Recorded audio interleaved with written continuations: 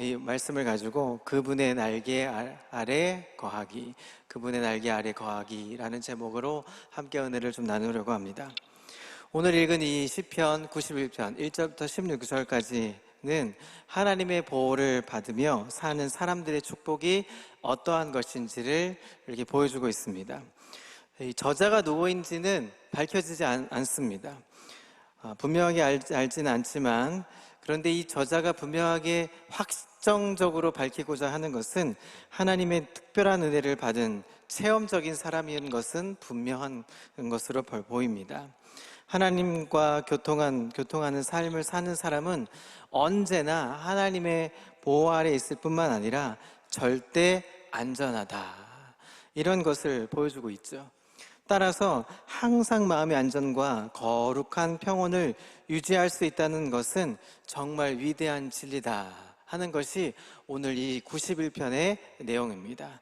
자, 이제 본문으로 좀 들어가면서 1절부터 16절까지 도대체 어떤 내용들이 있는지 한 절 한 절 좀 보도록 하겠습니다. 자, 1절입니다. 지존자의 은밀한 곳에 거주하며 전능자의 그늘 아래 사는 자여. 이것은 시편 32편 7절에도 비슷한 내용을 갖고 있습니다. 자, 시편 32편 7절입니다. 주는 나의 은신처시오니 환난에서 나를 보호하시고 구원의 노래로 나를 두르시리이다. 비슷한 내용을 갖고 있죠. 여기서 말하는 은신처, 은밀한 곳, 이런 것들이 내용이 있죠. 은신처나 은밀한 곳은 숨는 것을 말하는 것이죠. 그것은 안전한 곳이고 누가 해하지 못할 곳을 의미합니다. 믿음으로 하나님을 자기 보호자로 삼는 사람은 안전합니다. 지존자의 은밀한 곳에 거주하는 것은 바로 참된 성도의 특권을 말하고 있습니다. 여러분, 성도의 생활이란 어떤 것일까요? 성도의 생활이란 하나님께로 돌아와서 하나님을 휴식처로 삼고 거기서 안식을 누리는 것을 이야기합니다. 바로 우리가 주일에 누리는 삶을 이야기하는 것과 같은 것이죠. 시편 121편 5절 6절에도 이렇게 고백하고 있습니다. 여호와는 너를 지키시는 이시라. 여호와께서 내 오른쪽에서 내 그늘이 되시나니 낮에 해가 너를 상하게 하지 아니하며 밤의 달도 너를 해치지 아니하리로다. 이 전능자의 그늘 아래 거주한다는 것은 바로 성도의 특권이자 바로 성도의 위로가 되는 것입니다. 하나님은 영원히 그들을 숨기시고 그들을 방해하는 자, 그것이 폭풍이든 아니면 햇빛이든 간에 그 중간에 서서 우리를 막아주시는 분이 되십니다. 따라서 하나님은 영원히 그들의 피난처가 되시고 안식처가 되어주시는 것입니다.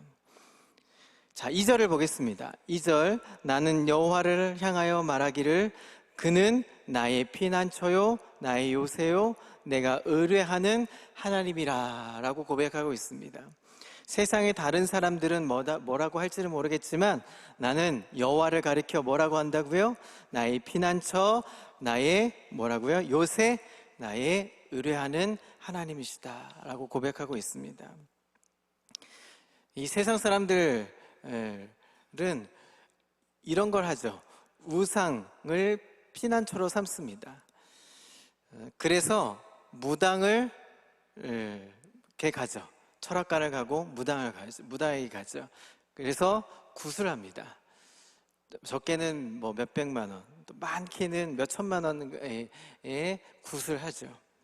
무당의 구슬하는 것처럼 무당의 구슬하는 것을 보면 이 모든 이 잡신들의 이름을 불러가면서 무슨 마귀, 무슨 신 이름들을 막 딸랑딸랑 하면서 막 이름을 부르죠. 막 이름을 불러가면서 가진 음식들을 다 앞에 상을 차려놓습니다. 제가 어릴 적에 이런 풍경들을 많이 종종 봅니다. 길거리에 새벽이나 아침에 가면 길거리에 상점이나 아니면 집 앞에 마른 명태나 아니면 이렇게 음식들을 이렇게 조금씩 앞에다 집 앞에 아니면 상점 앞에 내놓습니다. 자, 이런 것들을 보신 적 있으시죠? 아마 요즘도 시골에 가면 이런 행위들을 아마 간혹 보실 것입니다. 그것들을 말하자면 뭐 하는 거죠? 그런 것들을 먹고 뭐 하라는 거예요? 썩 물러가라, 이런 거죠. 점치는 사람들에게 찾아가서 점을 치는 것, 그리고 돈을 내고 뭐 합니까? 부적을 사옵니다. 최근에 1,000만 관객을 몰고 온 이 영화 있습니다. 극한 직업이라는 영화에 한 장면이, 아주 재미있는 장면이 나옵니다. 거기 나오는 어떤 형사의 부인 되는 분이 집사님이세요. 집사님인데 형사들의 직업이 아주 극한 직업, 힘든 직업이다 보니까 위험한 직업이잖아요. 그러니까 위험한 직업이다 보니까 이 집사님이 조금 날라리 집사님이신 것 같아요. 점을 보고 부적을 사와가지고 이 남편의 형사의 팬티에 거기 안에 부적을 집어넣고 뭐 이런 일들을 보죠. 얼마나 힘들면 그렇겠어요 라고 얘기하지만 종종 믿는 사람들조차도 그렇게 일들을 하는 거죠. 그래서 그 부적을 집으로 갖고 와서 문지방에 붙이고 문 앞에 붙이고 대문 앞에 붙이고 이런 행위를 하죠. 마귀가 집에 들어오지 못하도록 뭐 하죠? 집에 붙여 놓게 합니다. 그래서 뭐를 빌죠? 평안을 빕니다. 평안하게 살도록, 우리 집에 그런 마귀들이 들어오지 못하도록. 어떤 사람들은 몸에 지니고 또 지갑에 지니고 다니죠. 같은 의미죠. 미신을 섬기는 사람들의 공통적인 것은 바로 이 마귀들이 내게 오지 못하도록, 우리 집안에 오지 못하도록 평안을 비는 것, 평안히 살도록 하는 것입니다. 자, 그런데 사랑하는 성도 여러분, 우리 그리스도인도 이 평화를 원하는 것은 똑같은 마찬가지 사실입니다. 그런데 우리 그리스도인의 평화는 조금 다른 의미로 담겨져 있죠. 예수님도 부활하신 제자들에게 나타나셔서 무슨 말씀을 하십니까? 요한복음 14장에 평안을 빕니다. 요한복음 14, 27절에 평안을 너에게 끼치노니 곧 나의 평안을 너에게 주노라. 내가 너에게 주는 것은 세상에 주는 것과 같이 아니하리라. 너희는 마음에 근심하지도 말고 두려워하지도 말라. 주님은 우리의 피난처 되십니다. 세상의 신들은 우리를 실망시킵니다. 여러분, 부적을 붙인다고 해서 마귀가 들지 않습니까? 시공간을 초월하는 영물입니다. 그래서 그 마귀가 우리에게 부적을 붙인다고 해서 강시처럼 부적을 붙이면 딱 멈춥니까? 그렇지 않죠. 하나님은 절대 우리에게 실망시켜 주시는 분이 되지 않습니다. 여기에 주님이 우리의 피난처시고 나의 요새시고 나의 의뢰하는 자가 되신다는 것이 바로 오늘 91편 2절의 고백이 되는 것입니다. 시편 23편에도 이렇게 고백하죠. 여호와는 나의 목자십니다. 내게 부족함이 되실 수가 없죠. 여기 말하는 나의 목자는 어떤 목자입니까? 다른 목자가 아니라, 다른 사람의 목자가 아니라 어떤 목자입니까? 나의 목자 되어주십니다. 하나님께서는 나의 피난처고 나의 요새시고 나의 의뢰하는 하나님이 되셔야 안전함을 누릴 수 있다는 것을 표현하고 있습니다. 시편 18편 2절에도 이렇게 고백합니다. 여호와는 나의 반석이시요 나의 요새시요 나를 건지시는 이시요 나의 하나님이시요 내가 그 안에 피할 나의 바위시요 나의 방패시요 나의 구원의 뿌리시요 나의 산성이시로다. 나의 여호와는 자기의 하나님으로 삼는 사람들에게 안전을 보장해 주시는 분이십니다. 그의 능력을 조금도 의심할 필요가 없기 때문에 당연히 나의 의뢰하는 하나님이라 하는 말이 뒤따라올 수밖에 없습니다. 이렇게 여호와, 우리의 하나님, 우리의 피난처, 우리의 요새가 된다면 우리는 하나님을 바라볼 수밖에 없는 것이죠. 자, 그렇다면 여기서 우리가 믿음이 무엇일까요? 믿는다, 여러 가지 믿는다. 우리가 믿음에 대한 정의들이 여러 가지 할 수 있죠. 오늘 여러 가지 중에 한 가지를 고백할 수 있습니다. 믿음이 여기서 무엇일까?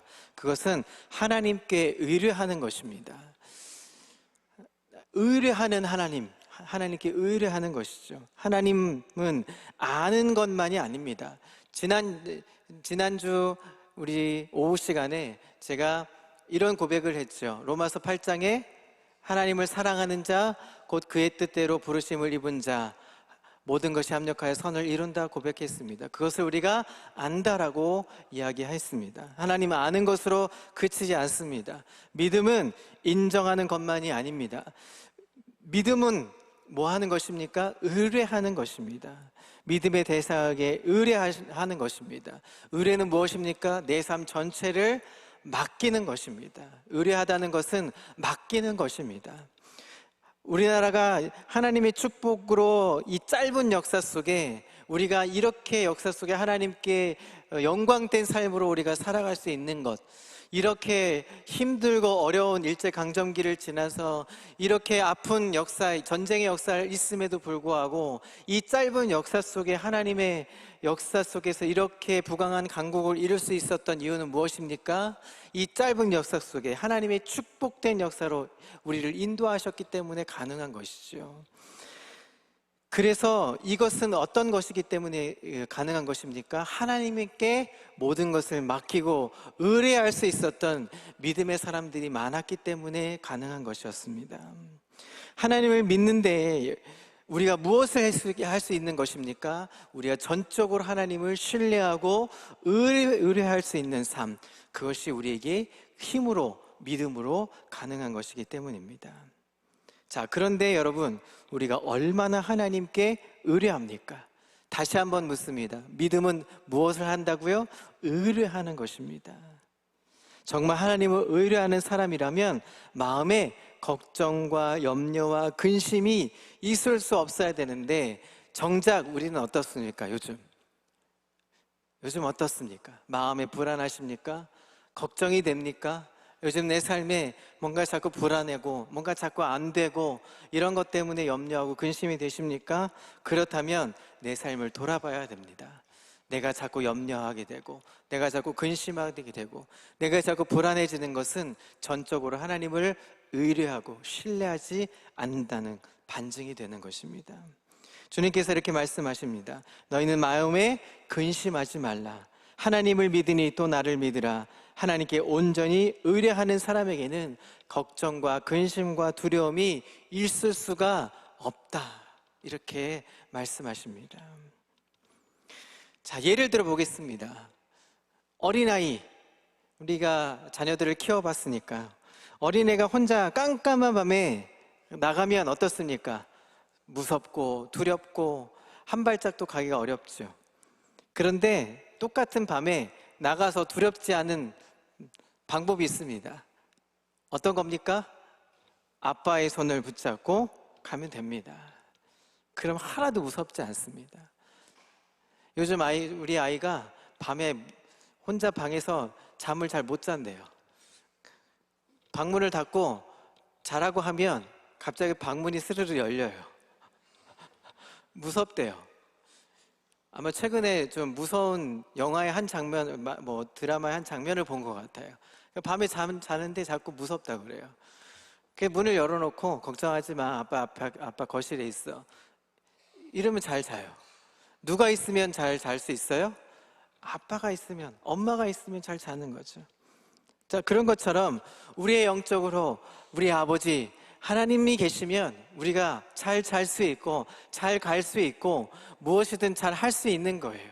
그것처럼 하나님께 의뢰하는 것은 전적으로 하나님께 신뢰하고 붙잡힌 바 되어서 가는 것, 그것을 의미하는 것입니다. 우리가 하나님을 믿는다고 하면서 왜 걱정하고 두려워합니까? 왜 의심합니까? 그것은 신뢰하지 않기 때문에 그렇습니다. 사도 바울도 디모데에게 편지를 이렇게 써서 이야기합니다. 하나님이 우리에게 주신 것은 두려워하는 마음이 아니고 오직 능력과 사랑과 근신하는 마음이라고 얘기합니다.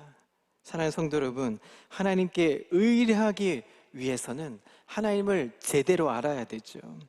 그래서 바울도 이렇게 복음을 이야기합니다. 내가 고난을 받되 부끄러워하거나 두려워하지 아니하는 것은 나의 의뢰하는 자를 내가 알고 또한 나의 의탁한 것을 그날까지 그가 능히 지켜줄 것을 내가 확신한다. 그 확신에 찬 모습으로 우리가 나가야 될 줄 믿습니다. 하나님은 믿부십니다. 하나님은 우리가 절대 변덕스러우실 수 없습니다.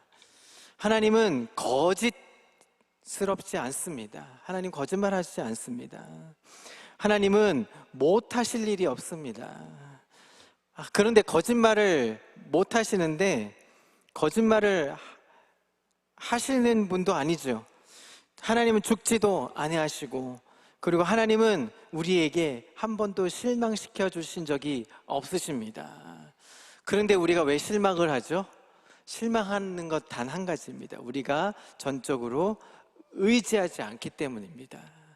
하나님은 우리에게 실망시켜 준 적 없지만 우리가 실망한다는 것은 우리가 하나님을 제대로 의지해 본 적이 없기 때문에 우리가 스스로 실망하는 것이죠. 따라서 하나님을 온전히 믿는 사람은 실망할 위험이 전혀 존재하지 않습니다. 우리는 우리가 신뢰하는 이가 누구인지 분명히 알게 되면 그분을 믿게 되고 그분을 인정하게 되고 그분에게 전적으로 신뢰하게 되고 실망할 필요가 없게 되는 것입니다. 오늘 시편을 쓴 성도와 시편을 쓴 기자가 자기만 이 은혜로운 자리에 있는 것뿐만 아니라 다른 사람에게 이렇게 소개하면서 같은 자리에 들어가는 것 가기 위해서 이렇게 감격스럽게 이렇게 설명하고 있습니다. 자, 3절입니다. 3절, 이는 그가 너를 새 사냥꾼의 올무에서와 심한 전염병에서 건지실 것이미로다. 여기서 말하는 새 사냥꾼의 올무에서라는 이 말은 보이지 않게 놓여져서 부주의하고 있을 때 갑자기 잡는 것, 그것을 얘기하는 거죠. 사냥꾼이 총을 쏘고 딱 기다리고 있는데 마치 새가 어떻게 돼요? 방심하면 죽는 거죠. 감지하면 어떻게 되죠? 도망가죠. 마치 그런 개념입니다. 심한 전염병은 불의의 사람에게 엄습하는데 거기에는 막을 길이 없습니다. 이처럼 하나님은 우리 육체와 생명의 위험에서 구출해 주시고 우리의 영혼의 생명을 새 사냥꾼의 올무와 같은 사탄의 유혹에서 하나님은 은혜롭게 우리를 보호해 주십니다. 우리의 영혼을 영광스럽게 하려고 은혜를 주신 하나님은 그 영혼을 끝까지 지켜주시는 분이 우리의 하나님이라고 3절에는 기록하고 있는 것입니다. 4절에는 덧붙여서 이렇게 이야기합니다. 그가 너를 그의 깃으로 덮으시리니 내가 그의 날개 아래에 피하리로다 라고 이야기합니다. 악인이 제 아무리 뭐하기로 그 독한 혀를 가지고 성도를 해하려고 할지라도 하나님께서 그들을 덮듯이 보호해 주신다는 거예요. 하나님이 우리를 그 깃으로 덮으신다는 말은 포근함과 애정으로 보호해 주시는 것입니다. 누가복음 13장 34절에 이런 이야기가 있습니다. 예수님이 암탉이 제 새끼를 날개 아래 감싸서 보호하듯이 이렇게 보호해 주신다는 거예요. 암탉은 자연적으로 본능적으로 그 새끼를 보호할 뿐만 아니라 그들이 위험한 것을 보았을 때 본능적으로 자기 이 품 안으로 보호해 버립니다. 그들이 안전히 보호할 뿐만 아니라 소중히 따뜻하게 보호해 주는 것이죠. 요한복음 10장에 보면 예수님이 그리스도인과 관계를 어떻게 비유하냐면 양과 목자의 관계로 비유하고 있습니다. 28절 29절에 이렇게 말씀합니다. 내가 그들에게 영생을 주노니 영원히 멸망하지 아니할 것이요 또 그들에게 내 손에서 빼앗을 자가 없느니라. 그들을 주신 내 아버지는 만물보다 크심에 아무도 아버지의 손에서 빼앗을 수 없느니라. 이렇게 말씀하시는 분, 이 얼마나 놀라운 보장을 받겠습니까? 그런데 우리가 기억할 것이 있습니다. 꼭 기억해야 될 것은 우리가 누구 안에 있을 때, 우리가 주님의 품 안에 있을 때 이것을 누린다는 거예요. 그 품 안에 있을 때만 이 사탄 마귀의 밥 아래 그 안에 보장을 누리게 되는 거예요. 더군다나 하나님은 가장 크신 능력과 효력으로 우리를 보호해 주십니다. 날개와 깃털은 부드럽고 이 펼쳐지면 아주 보호 아래 크게 넓게 우리를 보호해 주시지만, 그런데 단점이 있어요. 이 날개는 깃털 따뜻함은 있지만 약한 부분이 있습니다. 깃털은 무엇입니까? 약한 부분이 있죠. 자, 따라서 4절에 이렇게 이야기합니다. 4절에 그의 진실함은 방패와 손방패가 되시나니. 깃털은 약한 부분이 있습니다. 그런데 우리의 하나님은 어떤 분이세요? 암탉이 병아리를 키워서 약한 부분이 있는 것 있지만, 우리 하나님은 갑옷 입은 군인처럼 우리를 강하게 악으로부터 그렇게 보호해 주신대요. 진실함으로 방패와 손방패처럼 우리를 강함으로 보호해 주신다는 것을 표현해 주고 있습니다. 자, 5절과 6절입니다. 자, 피곤하시죠? 같이 읽겠습니다. 5절, 6절 같이 읽겠습니다. 시작. 여는 밤에 찾아오는 공보와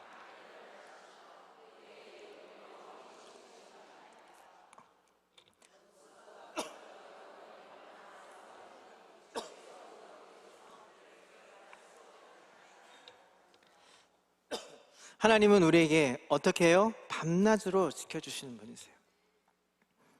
다윗이 말한 대로 하나님은 우리에게 하나님을 목자로 삼고 하나님의 인도만으로 따르는 양이라 할지라도, 그런데 중요한 것은 하나님이 우리를 목자 되어주셔서 우리를 인도해 가시지만 뭐가 있어요?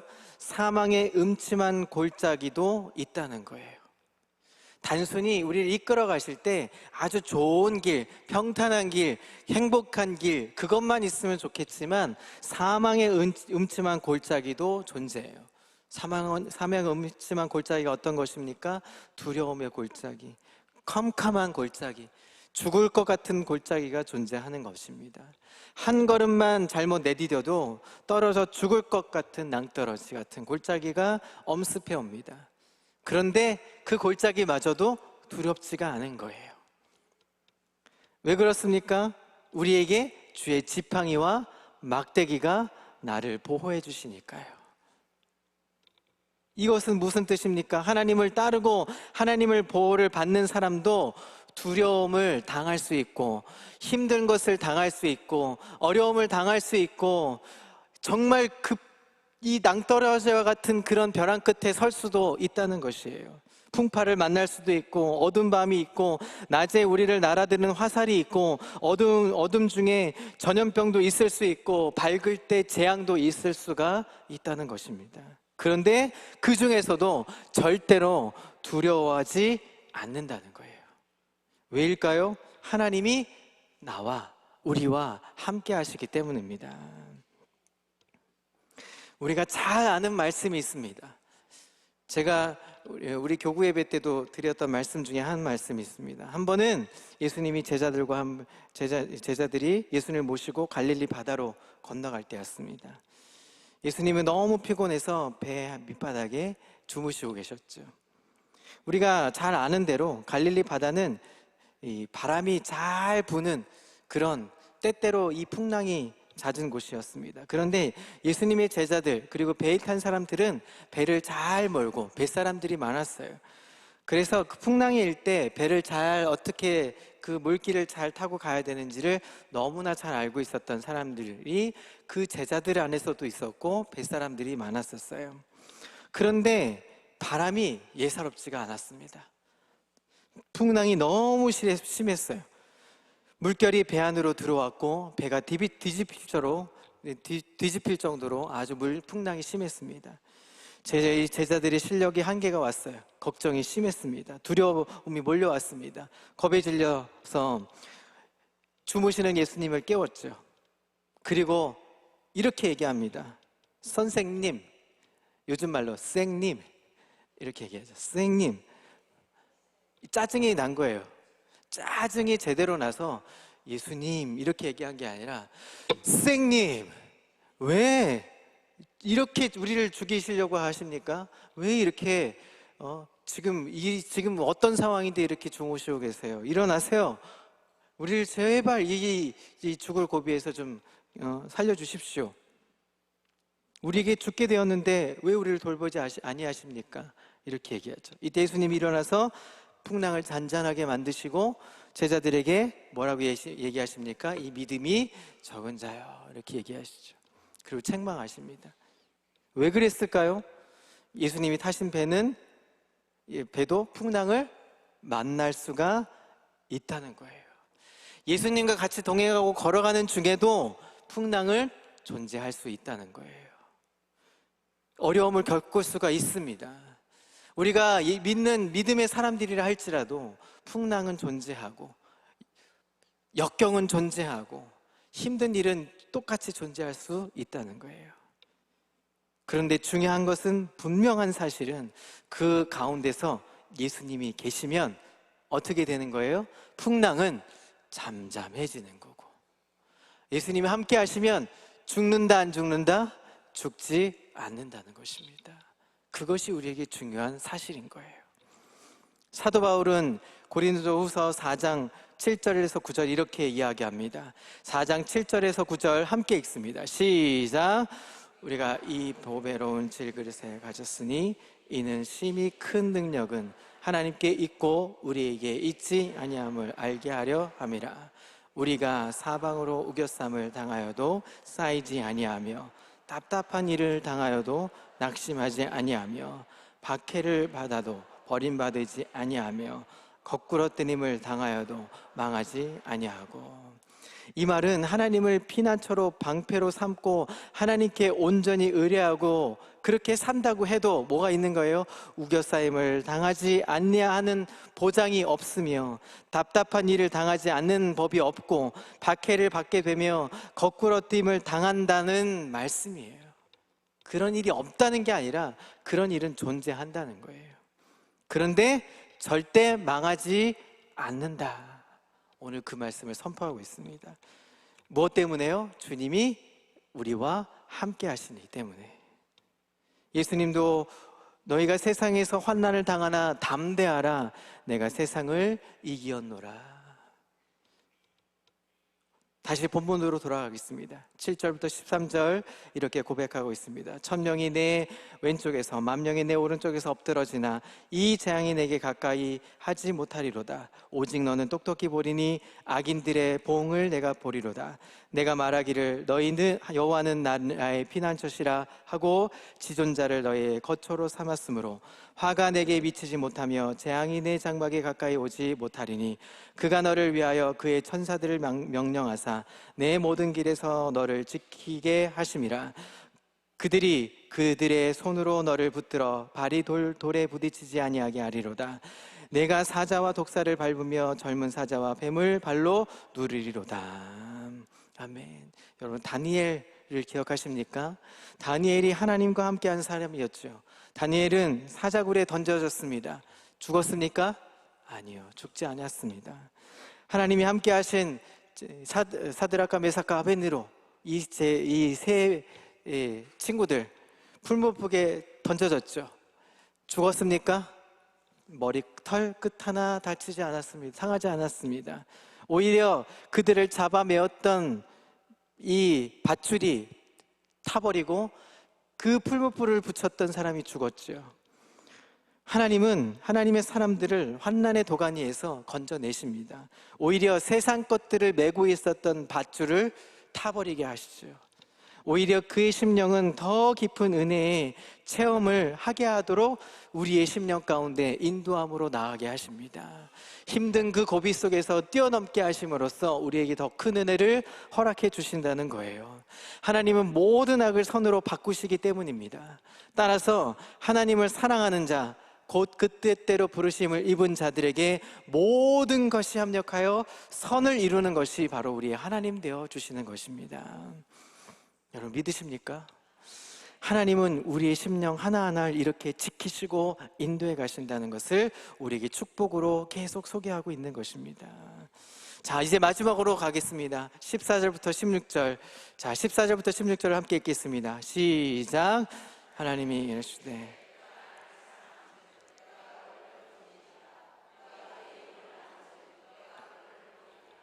그가 내가 그에게 응답하리라. 그들이 환난 당할 때에 내가 그와 함께하여 그를 건지고 영화롭게 하리라. 내가 그를 장수하게 함으로 그를 만족하게 하며 나의 구원을 그에게 보이리라. 아멘. 마지막 하이라이트 14절부터 16절까지는 우리에게 축복의 6가지를 설명하고 있습니다. 우리에게 어떤 축복을 주실지 14절에 2가지의 축복을 우리에게 허락하십니다. 나를 사랑한즉 내가 그를 건지리라. 우리의 생과 살을 구원하시고 고난 중에서 우리를 건지시겠다고 우리에게 약속하십니다. 또한 그가 내 이름을 안즉, 누가 아신대요? 하나님이 우리의 이름을 아신대요. 우리의 이름을 아신대요. 아멘이 안 나오네요. 우리의 이름을 아신대요. 내 이름 석자를 아신대요. 이게 기가 막힐 노릇이에요. 내 이름 석자, 세상에 나가면 내 이름 석자 알아주는 사람 없어요. 여러분 이름 네이버나 이런 데 검색해 보세요. 내 이름 석자가 그렇게 알아주는 사람 없어요. 그런데 하나님은 내 이름을 아신대요. 얼마나 기가 막힌 일입니까? 내 이름을 아는데 그것으로 끝나지 않고 어떻게 해요? 나를 높여주신대요. 하나님은 우리를 그렇게 인도하여 가십니다.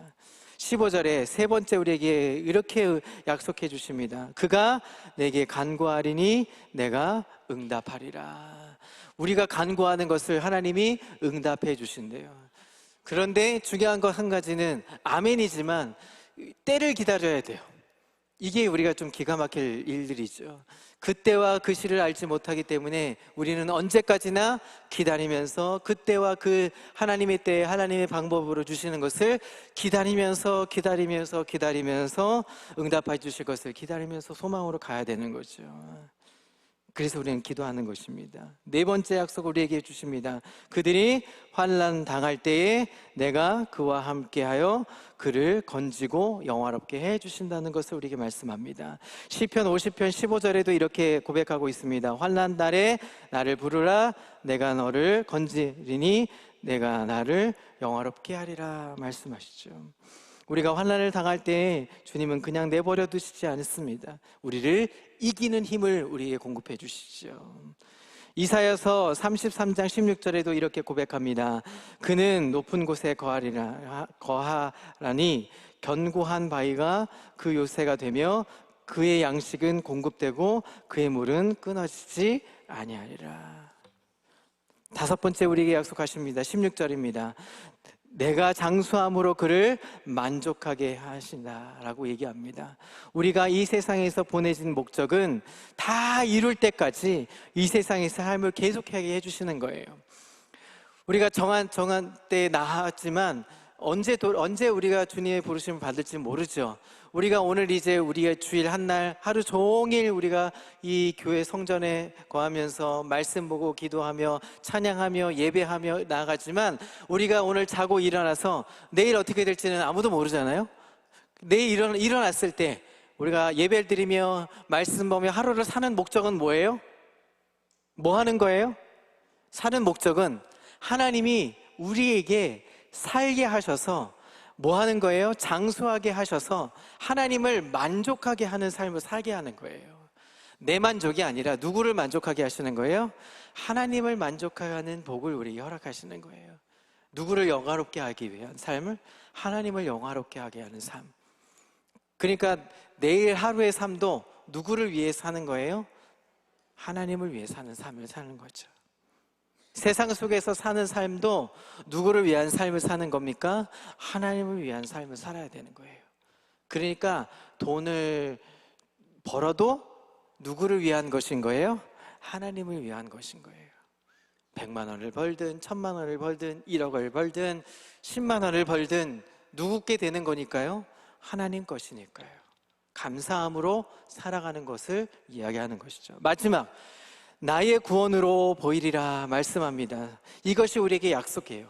우리에게 구원의 감격을 이룰 수 있도록, 최종적인 구원, 완성된 구원을 이룰 수 있게 해주신 그 은혜의 감격을 매일매일 삶 속에 누리도록 우리에게 말씀해 주시는 것, 그것을 우리에게 누리도록 말씀해 주십니다.